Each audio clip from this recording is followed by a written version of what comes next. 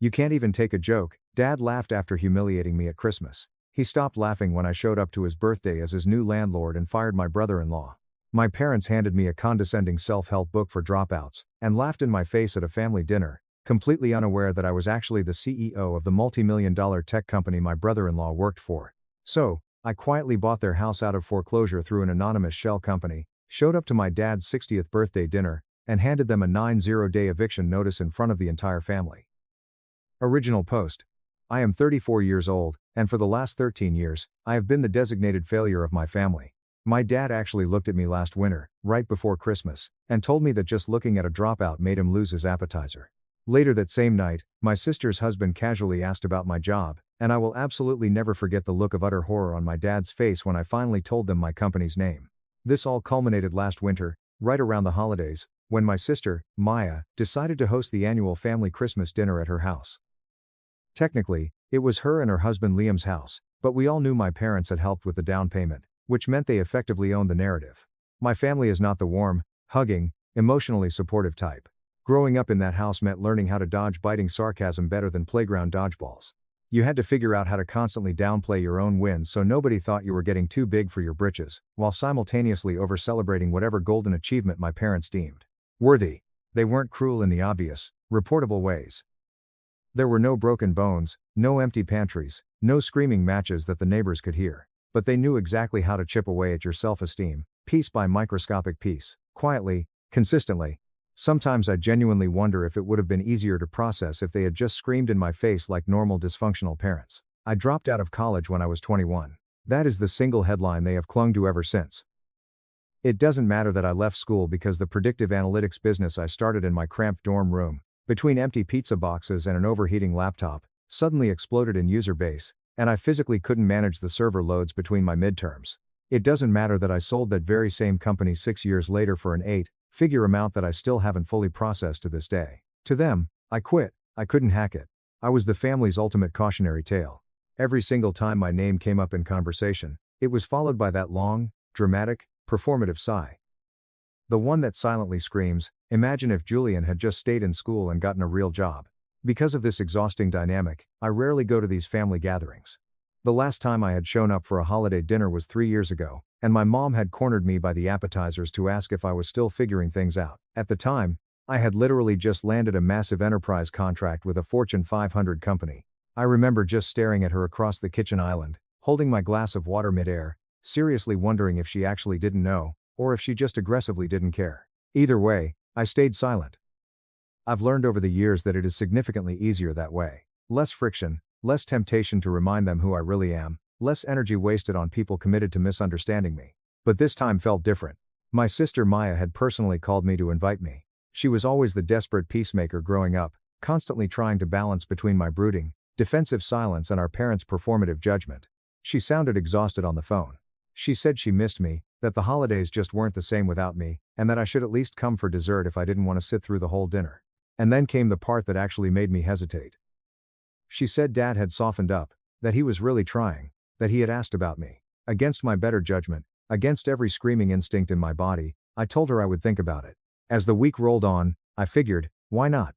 Why not show my face, eat some overpriced pie, and leave before anyone got too nosy or too deep into the wine? I pulled into their massive, perfectly shoveled driveway 10 minutes late. Not enough to make a scene, but enough to avoid the awkward opening speeches and the forced coat-taking rituals. The lights inside the house glowed warm and golden, making it look like a picture-perfect holiday card. For a brief, stupid second, standing on the frosted welcome mat, I almost believed this time would be different. Then the front door creaked open. Dad was standing in the foyer. He saw me before anyone else did. He didn't say hello. He didn't smile. He just looked me up and down, took in my thrifted peacoat and scuffed boots, and smirked. Didn't know they let dropouts in here. You're making me lose my appetizer, Julian. Just like that. 13 years of distance, and that was his opening line. I could have left right then. I should have turned around, gotten back into my heated car, and driven back to my quiet, peaceful penthouse downtown. But something dark inside me, some volatile mix of morbid curiosity and quiet, burning defiance, made me stay. Maybe I just wanted to see exactly how far they would go this time. Maybe I was just exhausted from running from people who never even bothered to try and catch up to me. The dining room was absolutely packed. Long tables stretched almost wall to wall, covered in beige and gold Pinterest-style decorations, the kind of immaculate setup that screams, "We only use this to impress people we don't even like." Every single seat was taken except for the one wobbly chair shoved in the far corner near the kitchen draft. I passed by cousins I hadn't seen in half a decade, their kids completely glued to glowing tablets. The smell of cinnamon, roasted turkey, and fake pine was thick and suffocating in the air. My mom barely even glanced at me as I squeezed past her chair. She just gave a tight wave, said, "Oh, you actually came," and immediately turned back to her incredibly riveting conversation about someone else's destination wedding. I sat quietly, observing the room. I had gotten very good at being invisible over the years. My cousin Leo was holding court at the center of the table, talking loudly about his brand new promotion at some mid-tier insurance firm. His wife was chiming in every few seconds, practically reciting his LinkedIn resume from memory. Everyone nodded, congratulated him, and raised their glasses in a toast. I just picked at the cold bread rolls. No one asked me a single question, which, honestly, was a massive relief at first. Then, during the second round of expensive wine, someone clinked their glass with a fork. Time for the family career check-in. It was supposed to be a joke, kind of. Uncle Dave had started this toxic little tradition years ago, and unfortunately, it stuck. Each person would go around the table and give a quick, heavily sanitized update on what they were doing with their lives. Promotions, new jobs, real estate purchases, even disguised firings masked as pivots. It was all part of the sick ritual. The adults always pretended it was just lighthearted catching up, but you could physically feel the tension build in the room as the spotlight moved from chair to chair. My turn came dead last. Maya tried to smoothly skip over me, offering to go grab the pies, but Uncle Dave laughed his booming, obnoxious laugh and pointed his wine glass right at me. "Hold on now, what about Julian? Still chasing the startup dream in your basement, buddy?" I looked up from my water glass. "Yeah," I said, keeping my voice entirely flat. "Still chasing." A few people chuckled awkwardly. My dad smirked and shook his head, taking a slow sip of his Pinot Noir. That is exactly when Maya's husband, Liam, leaned over. Liam is relatively newer to the family machine. He married my sister a few years ago. Nice enough guy, very polished, very corporate. We had never really talked beyond standard pleasantries about the weather or sports. "Where do you actually work anyway, Julian?" Liam asked casually, like he was just trying to be polite and wasn't expecting much more than the name of a local coffee shop or an IT help desk. I paused. I seriously thought about lying. I thought about just saying I was in freelance consulting or something equally vague to get the spotlight off me. But I was so tired. I was so incredibly tired of minimizing my entire existence. I was tired of pretending I was small so they could feel big. I looked Liam dead in the eye and told him the exact name of my company. Liam blinked. He stopped chewing. He looked me over, from my messy hair down to my scuffed boots, like I had just spoken fluent, flawless Mandarin. "Wait," Liam said, his voice dropping an octave, his eyes narrowing in intense confusion. Wait, you're my CEO?" The entire dining room went utterly silent, and I don't mean a lull in conversation. I mean dead, suffocating, vacuum-sealed silence. Forks literally stopped moving halfway to people's mouths. Even the tablet-obsessed kids looked up. And that was the exact moment I realized that absolutely no one in this room knew. Not even my sister Maya. I looked at Liam, completely deadpan. "Yeah, small world, Liam." He let out a short, sharp, nervous laugh. "You're kidding, right?" I didn't smile. I didn't blink. I just stared at him. The silence stretched out, becoming agonizing. My dad's face shifted rapidly through a spectrum of emotions. Confusion, then deep denial, then something much harder and darker to read. My mom blinked rapidly like she had water in her eyes. Uncle Dave cleared his throat loudly. No one said a single word. I reached for my water glass, took a slow sip, and just let the suffocating tension hang there. But that was only the very beginning. Because the second Liam pulled out his iPhone under the table and frantically fact-checked me, the entire dynamic of the room started to violently unravel. And trust me, I hadn't even gotten to the dessert course yet. Liam stared at me like he was trying to aggressively rewrite everything he thought he knew about reality. The bright screen of his phone glowed visibly beneath the tablecloth as his thumb furiously scrolled, no doubt checking the official company website, the executive roster, maybe even our corporate LinkedIn page. I didn't need to look at his screen. I knew exactly what he would find. My name was right there at the very top of the page. Julian Mercer, Chief Executive Officer, Co-founder, the exact title they had all scoffed at for over a decade. Liam looked up again. His face was completely flushed red, his eyebrows raised so high they were practically in his hairline. He looked like he was buffering. "You're Julian Mercer," he muttered, just loud enough for the silence to amplify it. "As in, the Times Julian Mercer?" Maya turned toward her husband, her face twisted in genuine confusion. "Wait, Liam, what are you talking about? What is going on?" I could feel every single set of eyes in that room burning into my skin. All the aunts, the uncles, the cousins, The in-laws. Some were pretending to still cut their turkey. Most weren't even breathing. Liam gave another half laugh, like he was desperately praying I would suddenly yell gotcha. And break the tension. Maya, he owns the company I work for. Liam said, his voice trembling slightly. Like, the whole company. I've seen him in virtual all-hands meetings, but I don't know what I thought. Liam trailed off, clearly struggling to reconcile the awkward, silent black sheep sitting at the corner of the table in a thrifted coat with the polished, authoritative executive voice he had heard dictating corporate strategy on quarterly earnings calls. Maya blinked, her mouth falling open. She turned to me. Wait, Julian, you run that entire company? You never told me that. I shrugged, keeping my posture completely relaxed. You never asked, Maya. She sat back in her chair slowly, as if the wind had been knocked out of her. Liam just shook his head, and I could literally see the terrifying realization dawning on him. The awkward, outcast brother of his wife's family, whom everyone openly mocked and barely acknowledged, was the man personally signing his incredibly lucrative paychecks. Then, my dad laughed, but it wasn't a laugh of joy, or shock, or even pleasant surprise. It was that dry, wheezy, dismissive scoff he always used whenever someone else's success made him feel small and uncomfortable. So what? Dad sneered, waving his butter knife at me. You own some little tech company. Doesn't mean you actually do anything important. These days, every kid with a MacBook and a Wi-Fi connection thinks they're a CEO. There it was, the immediate deflection, the desperate dismissal. I had seen it coming from a mile away, but it still made my jaw clench. I started it in my dorm room, Dad. I said, my voice eerily calm, cutting through the room. We went public last year. We're valued at over $200 million. My mom finally found her voice, her tone shrill and defensive. Well, you certainly never brought it up before, Julian. You could have said something instead of just sitting there letting everyone assume things. Assume what, Mom? I asked, not bothering to hide the sharp, icy edge in my voice anymore. Assume that I was a complete burnout? Assume that I failed at life? Silence slammed back into the room. I didn't correct anyone. I continued, leaning forward slightly, because none of you ever bothered to ask. You all collectively decided who I was 13 years ago when I dropped out. And anything that didn't perfectly fit that pathetic little version of me just didn't exist to you. I genuinely hadn't planned to say any of that. I had planned to eat my pie and leave. But once the words started coming out of my mouth, I physically couldn't stop them. The dam had broken. Dad slammed his fork down onto his expensive china plate. His tone sharpened into a familiar, threatening growl. Don't get dramatic, Julian. You're ruining the dinner. If we treated you differently, it's because you acted differently. You quit school, you stopped calling your mother, you clearly didn't want to be part of this family. No, I said, my voice remarkably steady despite the adrenaline pounding in my ears. I just got tired of being treated like a walking punchline. I got tired of being told my path didn't count just because it wasn't the exact one you demanded I take.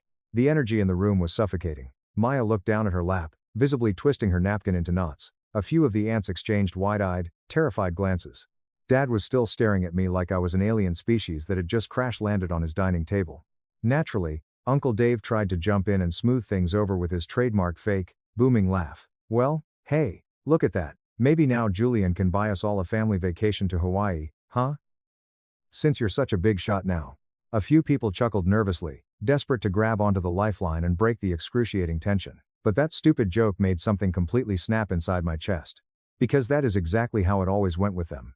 The second things got too real, the second they had to face accountability, they turned it into a joke. Redirect, deflect, move on, pretend it never happened.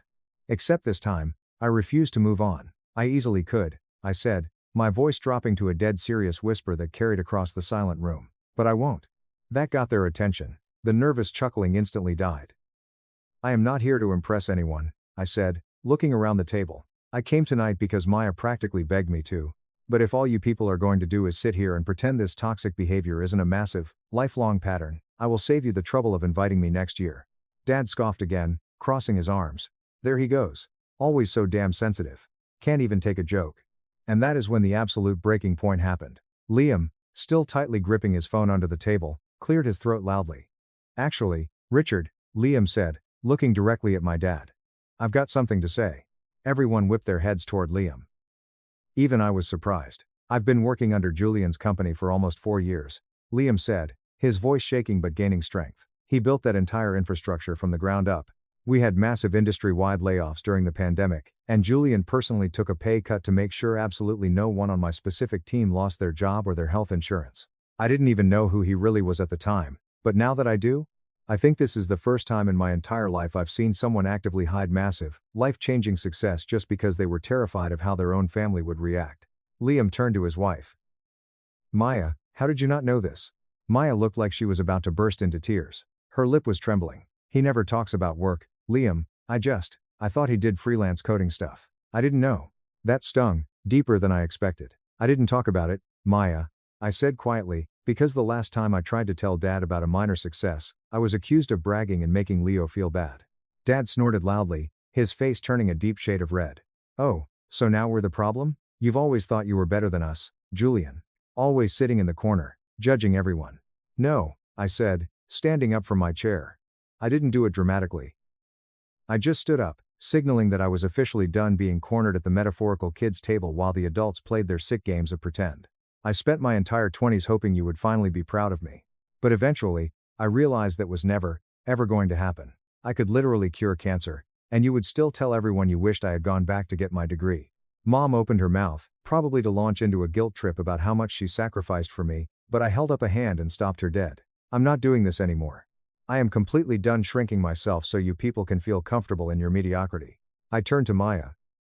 Thanks for inviting me, Maya. The food smelled great, but I think I've stayed long enough. I grabbed my coat from the back of my chair and started heading toward the front door, and that is exactly when the ultimate betrayal happened. Wait, Maya said, her voice cracking loudly. I stopped and turned around. She had stood up and was holding something awkwardly behind her back. It was a small, rectangular box wrapped in cheap, shiny red foil. I was going to give this to you later, she stammered, holding it out with trembling hands. It's from everyone. A joint gift. I walked back slowly and took the box from her hands. It felt heavy. I tore the red foil off in one swift motion. It was a book. A hardcover self-help book. The title, in massive, glossy yellow letters, read, Finding Success After Failure, How to Rebuild Your Life When You've Hit Rock Bottom. I just stood there, staring at the cover. I felt the air leave my lungs. I looked up at Maya, my own sister, the supposed peacemaker. You all picked this out together? I asked, my voice completely hollow. She hesitated, her eyes darting nervously toward our parents. It was Dad's idea, she whispered. He said, maybe it would help you get your life back on track. The room was silent again. Even Liam looked absolutely horrified, his mouth hanging open in shock. I didn't say anything. I didn't throw the book at the wall. I didn't shout or flip the table. I just gently set the book down right in the middle of Maya's pristine, beige table runner, next to the cranberry sauce. I turned around, walked down the hallway, opened the front door, and walked out into the freezing snow. And just as the heavy oak door was clicking shut behind me, I distinctly heard my dad's voice echo from the dining room. See? Can't even take a joke. That was the absolute last time I spoke to a single one of them. At least, for a while. But what they didn't know, what none of those arrogant, small-minded people realized in that moment, was that their cruel words that night, the way they laughed at me, that deeply insulting book. That was the exact moment something inside my brain finally snapped. Because I wasn't the terrified, insecure dropout anymore. I was a multimillionaire. I was their boss. I was their future landlord. I was their unacknowledged, hidden success story.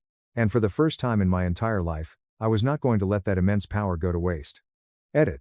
A few of you in the comments asked why I didn't just tell Maya the truth about my success years ago, outside of the family dynamic.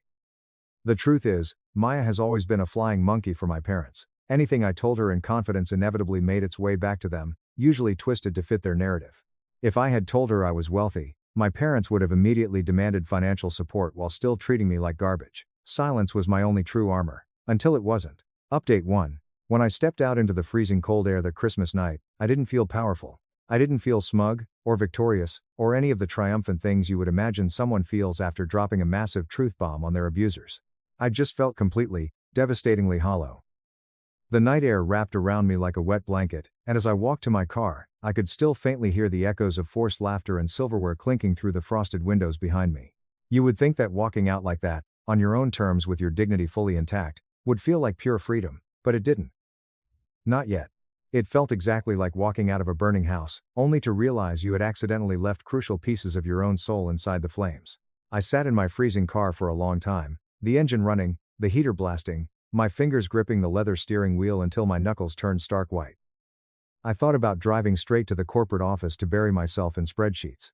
I thought about Maya's terrified face when she handed me that insulting book, like she genuinely, truly believed it was an act of love. The sick thing is, When your own family hands you a book titled Times Finding Success After Failure, it isn't just a gag gift. It is a deeply calculated message, wrapped up in cheap holiday paper and forced, tight-lipped smiles. It is a message that loudly says, "We do not see you, we do not hear you, we refuse to acknowledge reality, we still think you are a pathetic failure." And the saddest part? I realize that somewhere deep down, I still believe them. Even after all the massive enterprise contracts, the glowing tech magazine headlines, the IPO celebrations, and the 8-figure bank account, there was still that terrified 21-year-old kid sitting in the back row of his life, absolutely desperate for a single nod of parental approval that was never, ever going to come. That night, I didn't sleep a single minute. I paced my massive penthouse apartment, completely restless, obsessively replaying the entire dinner like a lawyer reviewing courtroom footage. I saw their faces. I heard the silence. I heard Dad sneer, "Can't even take a joke," as if I was the one who made things toxic. I thought about Liam, too. How insanely quickly he went from utter disbelief to quiet, submissive silence. Like once the initial shock wore off, he remembered his exact place in the family hierarchy and adjusted his behavior accordingly to avoid Dad's wrath. By the time the sun came up, something fundamental in my psychology had shifted. I didn't spiral into recklessness, but I heavily withdrew. Over the next few weeks, I stopped responding to emails that didn't require my immediate CEO authority. I stopped showing up for optional investor calls. I still ran the company, obviously, but I started aggressively letting my executive team take the spotlight. I started showing up to the office in plain black hoodies and faded jeans instead of the tailored, bespoke blazers I usually wore like protective armor. People in the office definitely noticed, but no one dared say a word. I guess when you're the CEO, people just assume you are playing some 4D chess move, even when you are actively unraveling. I was shedding.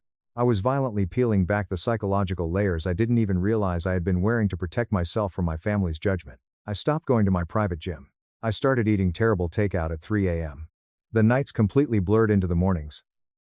I found myself obsessively rereading my old college journals, my original messy pitch decks, and even some of my freshman essays. I was frantically searching for the exact moment I became that guy, the failure my parents could only describe with a heavy sigh of disappointment. And somewhere in the absolute mess of my home office, inside a dusty cardboard box, I found something I had completely forgotten existed. A printed letter. It was an email from my freshman year computer science professor, printed out and folded tightly into quarters. It was his response to a panicked email I had sent him right after I officially dropped out. Back then, at 21, I had written him a long, pathetic apology for wasting his time, for not seeing the degree through, for not being the brilliant academic he thought I could be. His reply, printed on faded paper, was incredibly short. "Julian, you are not a failure, you just outgrew the room. It is terrifying, but outgrowing a room is not the same thing as quitting. Keep building your vision. The rest of the world will catch up to you eventually." I must have stood in my office and read that faded piece of paper 10 times in a row. And on the 11th read, the lock in my brain finally clicked open. I hadn't failed. I had evolved. My parents didn't want evolution. They wanted blind obedience. They wanted predictability. They wanted a perfectly packaged version of success that looked exactly like a framed university degree, a miserable middle management cubicle, and a 30-year mortgage by the time I was 30. They lacked the basic mental capacity to process someone who skipped all their required steps and still came out vastly ahead of them. I spent the next month entirely unplugging. Not from my company, I still handled the critical infrastructure and checked in with my VP, but from the suffocating noise of expectations. I stopped trying to prove anything to anyone. I mentored a 20-year-old kid named Tyler who had built a clunky but brilliant mobile app. I helped him polish his pitch, connected him with some angel investors in Denver, and watched him secure his first round of real funding. Watching Tyler succeed without his own parents' support healed a part of me I didn't know was bleeding. I wasn't just rebuilding my self-worth, I was redefining my entire concept of legacy. Meanwhile, my family stayed absolutely dead silent. No phone calls. No text messages. No apologies. Maya sent exactly one, "Hope you're doing well," text in mid-January, which I left on read. I wasn't being petty, I was simply done doing 100% of the emotional labor for people who hated me. Then, in late February, the dominoes began to fall. First, I got a highly confidential message from my head of HR. Apparently, Liam had formally requested an immediate transfer to a different department, citing a conflict of interest and deeply uncomfortable family dynamics. I didn't stop the transfer. I didn't even reply to the HR email, I just let it happen. But the timing was incredibly interesting, because exactly 2 days after Liam's transfer request crossed my desk, I received a thick, certified letter in the mail. It was from my parents. Or, more accurately, it was from their estate lawyer. They were selling their massive, pristine house. And in the letter, They were graciously offering me the exclusive first opportunity to buy it at a generous family rate before they officially listed it on the open market. I stood in my kitchen, holding the heavy parchment paper, and I laughed out loud. It wasn't a joyful laugh. It was a dark, cynical laugh, because it was just so perfectly, disgustingly times them. After 13 years of writing me off, after belittling my massive achievements to my face, and after literally handing me a self-help book for failures at Christmas dinner, their very first real point of contact was a desperate real estate pitch. I didn't respond right away. I sat down and really thought about what I wanted. What had felt like a burning need for revenge 6 weeks ago had crystallized into something entirely different. I wasn't interested in a screaming match. I wasn't interested in proving a point just for pride. I was interested in absolute, surgical control. I stared at that legal letter for an hour, then I opened my laptop, cracked my knuckles, and began drafting a very different kind of response. Because the funny thing about hitting rock bottom is that it provides a fantastic, solid foundation to build a fortress on. I didn't reply to their lawyer. Instead, I did some deep digging. One of the massive perks of owning a tech company that specializes in enterprise financial software integration is that you have access. Not illegal access, mind you, but incredibly deep connections, sweeping public records data, real estate filings, and market trend algorithms. 3 phone calls later, I had the entire, pathetic picture. Turns out, my arrogant, judgmental parents were completely broke, not flatline, living on the street bankrupt, but dangerously close. Their aggressive retirement fund had taken a massive hit during the last market dip. And Dad, I worked hard for everything I have and dropouts are lazy, had secretly refinanced the family house 2 years ago to heavily fund a sketchy investment opportunity. He had dumped hundreds of thousands of dollars into a completely nonsense crypto startup run by a guy named Chase, a 20-something scammer with frosted tips and a leased Lamborghini. The crypto startup completely tanked. It vanished overnight. And now, my parents were desperately trying to sell the house before the bank started knocking on the door with foreclosure papers. Their generous pitch to me as the first family buyer wasn't about mending fences or offering me a deal. It was a desperate, panicked attempt to skip the massive realtor fees and avoid the public humiliation of a bank seizure. Everything clicked into perfect, sickening place. The self-help book. The silence. The sudden need to reconnect via certified mail. They didn't want their son back. They wanted a bailout from the bank account of the son they despised. And that is exactly when I decided I wasn't just going to reject their pathetic offer. I was going to surgically dismantle their entire reality. I sat down at my desk and made a precise, step-by-step list. This wasn't a petty, burn-it-all-down revenge fantasy. This was about permanently resetting the table. Step 1. Buy the house, but absolutely not from them. I contacted the lending bank directly. I didn't use a third-party broker. I called a guy I had met years ago at a TechCrunch Disrupt conference in Denver, a mid-level account manager who had recently been promoted to VP of lending at that exact bank. After a very brief, highly confidential conversation, I learned that the official foreclosure was actually much closer than my parents had let on. They were praying to sell before the public notice hit the county records to avoid the social embarrassment in their country club circle. I made a quiet, all-cash offer directly to the bank. I used a completely anonymous shell company I had set up years ago for commercial property investments. There were absolutely no ties to the Mercer name on any of the paperwork. The bank, desperate to offload a toxic asset without the legal headache of a drawn-out eviction, was absolutely thrilled. I bypassed my parents entirely and bought my own childhood home for 25% below market value. No drama, no family negotiations. Just cold, hard corporate business. Step 2. Set the psychological stage. I didn't evict them immediately. That would have been way too obvious, way too fast. I needed them to feel completely safe. I needed them to believe they had successfully dodged a massive bullet and somehow come out ahead. So, I waited. I hired a ruthless, highly professional property manager from 3 states over someone with zero connections to my tech company or my family to play the role of the representative for the anonymous new corporate landlord. I gave her incredibly strict instructions. Do not rush anything. Let the tenants enjoy the remainder of their current implied lease. Pay the utilities quietly. Just send them a standard corporate letter notifying them that the debt had been acquired by a private firm and the property would eventually be repurposed. When that terrifying corporate letter arrived in their mailbox a month later, Mom completely panicked. She called Maya in hysterics. Maya immediately texted me, "Julian, did you buy the house? Mom is freaking out." I left her on read. She sent another text the next morning, "Julian, please answer me. They think you did this. You didn't, right?" I swiped the notification away. I wasn't being needlessly cruel. I wanted them to sit in the agonizing uncertainty. I wanted them to feel exactly what I had felt for 13 years, ignored, dismissed and completely out of the loop of my own life. Step 3. Gather the remaining pieces. A week later, Liam officially quit my company. He didn't give a reason. And he didn't have to. HR flagged his exit interview for me, and I just let him walk. But I did have my team keep a very close eye on his next career steps. Turns out, Liam landed a job at a much smaller, drastically underfunded competitor of ours. I made a few discreet calls, not to sabotage him, I'm not that petty, but to understand the board. What I learned was hilarious. Liam had aggressively pitched himself as a senior executive strategist at his new company. He had plastered my company's name all over his resume, heavily implying that he and I worked hand in hand on high-level enterprise contracts. He conveniently omitted the fact that he was 3 rungs below the department head and had never once been in a private room with me. I filed that leverage away, I didn't need it yet. Step 4. The re-invite. By late March, the trap was fully set. That's when I got another text from Maya. Julian. Dad is turning 60 inches April. He wants a small dinner. Just family. Absolutely no drama. Dad. He specifically asked me to invite you, please come. I stared at the glowing screen for a long time. This was it. The final move. The exact moment where the power dynamic would permanently shatter. I waited exactly 4 hours to let her sweat, and then I replied. Sure, Maya, I'll come. Let me know when and where.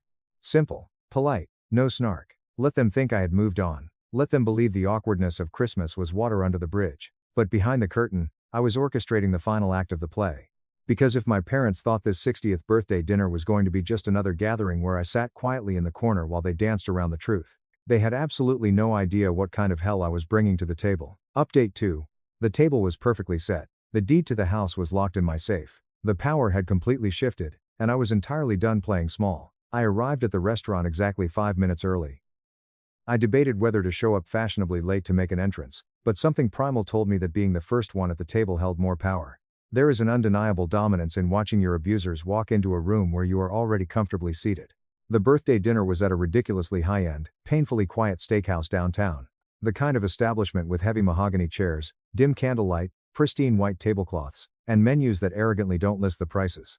Maya had reserved a private dining room near the back wine cellar. 12 seats. 1 long table. The exact same number of people who had sat around the dining table at Christmas when they handed me that humiliating self-help book.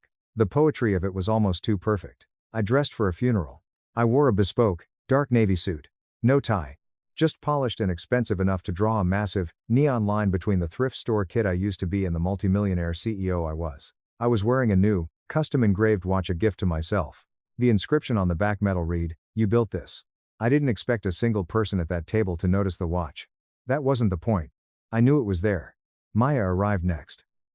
She walked into the private room, saw me sitting at the head of the table sipping sparkling water, and froze. She gave me a tight-lipped, incredibly nervous smile, and offered an awkward half-hug. It was the kind of hug where you can physically feel all the desperate words the person wants to say vibrating in their chest, but they are too cowardly to speak them. I just nodded, perfectly calm. Thanks for the invite, Maya. Then the rest of the family trickled in. Mom arrived wearing that ever-practiced, strained country club smile. Uncle Dave was already loudly chuckling about some miserable traffic joke. Cousin Leo walked in looking smug. And finally, Dad walked through the heavy wooden doors. He walked in like he owned the entire building, puffing his chest out. He completely ignored me at first, greeting everyone else, until we finally locked eyes across the room. Glad you could make it, Julian, Dad said. His tone was incredibly neutral, measured, almost uncomfortably careful. I wouldn't miss it for the world, Dad, I replied, my voice smooth as glass. Dinner started civilly enough. Painfully boring small talk. The weather, Leo's car, the kids' schools. Someone brought up a new true crime documentary on Netflix. I just sat back, cutting my incredibly expensive steak, letting the inane chatter wash completely over me. I wasn't there to engage in their banter. I was a sniper waiting for the wind to die down. Timing was everything. Liam arrived 20 minutes late, looking incredibly sheepish and stressed. He gave me a quick, terrified nod and practically threw himself into the chair next to Maya, violently fidgeting with his cloth napkin. He hadn't made direct eye contact with me once since the exact day he quit my company. The wine flowed heavily. The night ambled on until the main courses were fully cleared away by the silent waitstaff. That is when I saw my window open. Maya stood up and gently clinked her champagne glass with her knife. Okay, everyone, she said, her voice slightly shaky. Before they bring out the cake, I just wanted to say a quick toast. Dad, happy 60th birthday. We all love you so much, and we really hope this next chapter of your life brings you peace, deep rest, and a whole lot of fishing trips.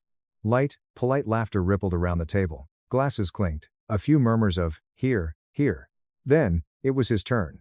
Dad wiped his mouth with his napkin, stood up slowly, and held his glass of expensive red wine high. Thanks, everyone. Dad began, looking around the room with a practiced look of humility. Really? I wasn't sure if we'd all be able to get together like this again after. Well, anyway, I'm glad we did.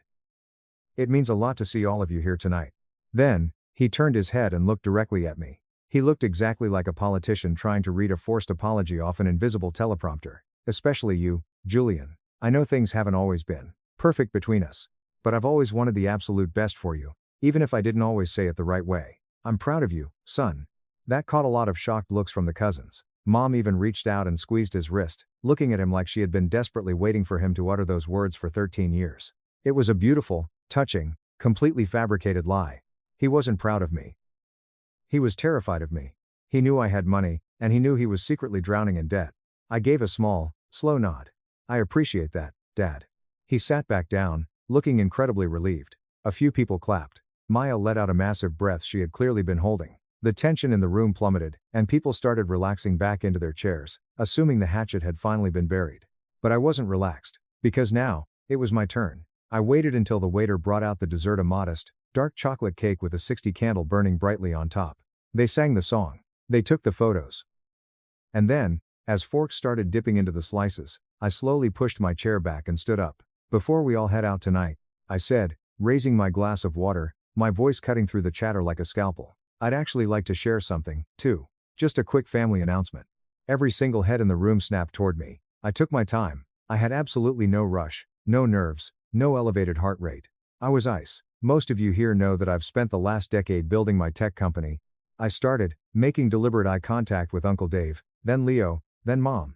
It's been a massive journey. Lots of ups and downs, late nights, learning the hard way. But I am incredibly proud of what it has become.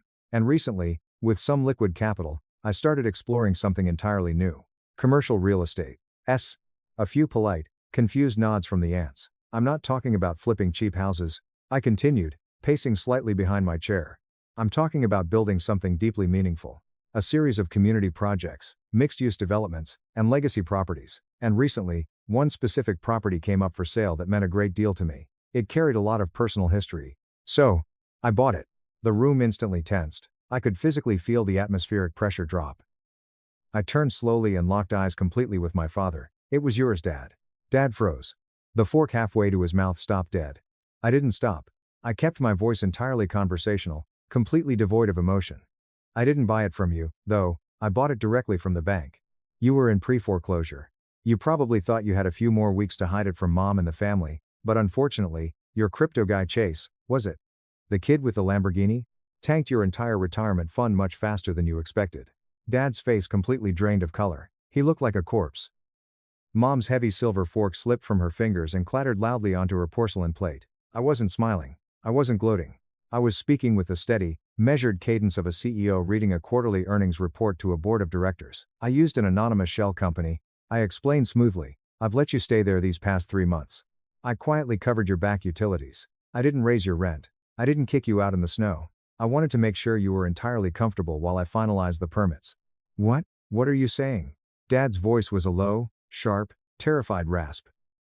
I'm saying, I replied, leaning slightly over the table, that you will be getting a formal, certified letter in the mail this coming Tuesday. You have exactly 90 days to vacate the premises.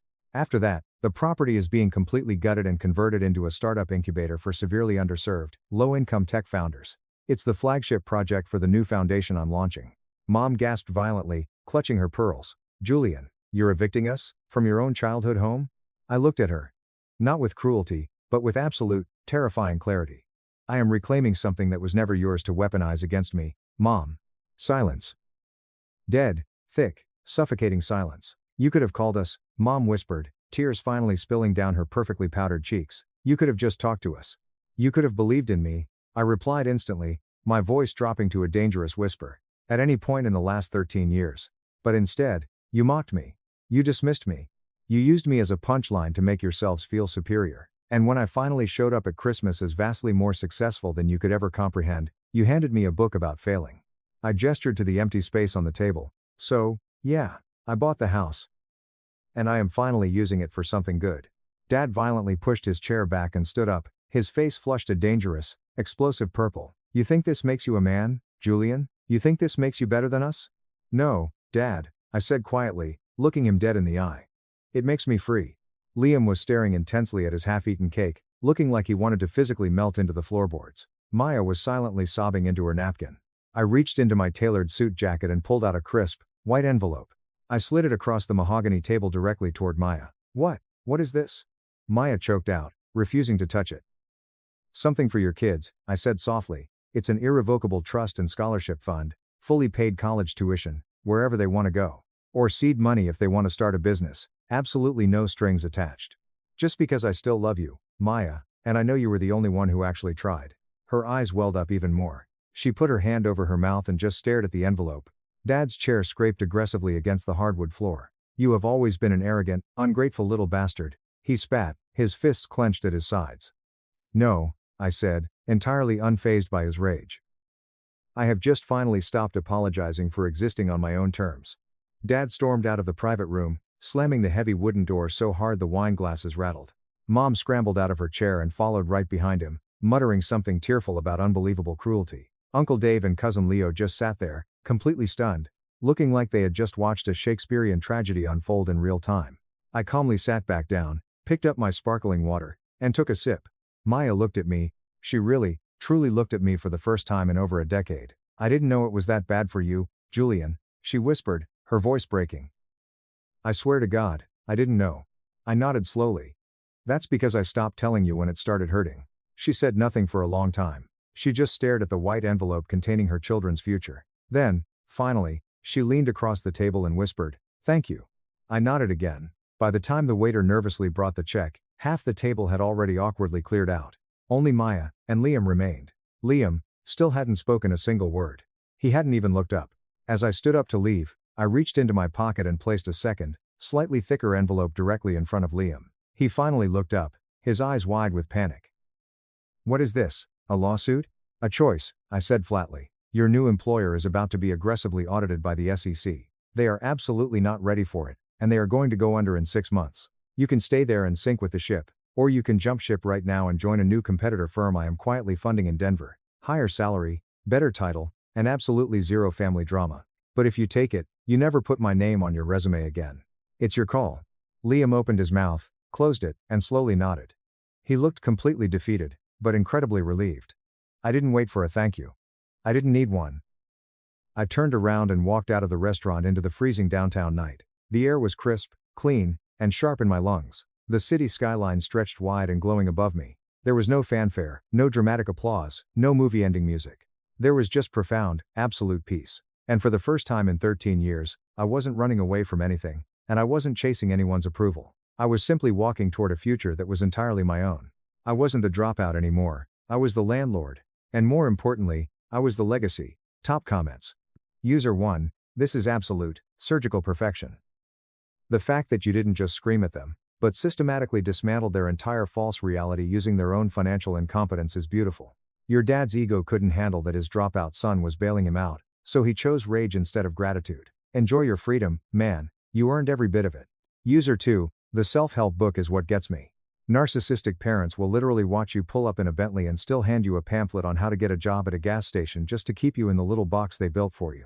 The 90-day eviction notice for a charity incubator is the most poetic justice I've ever read on this site. User 3, good on you for taking care of Maya's kids despite her enabling behavior. A lot of people would have cut the whole tree down, but you recognized she was just surviving in the toxic environment they created. And honestly, offering Liam that job out of the sinking ship was a boss move. You established total dominance without being a tyrant. 10/10 execution.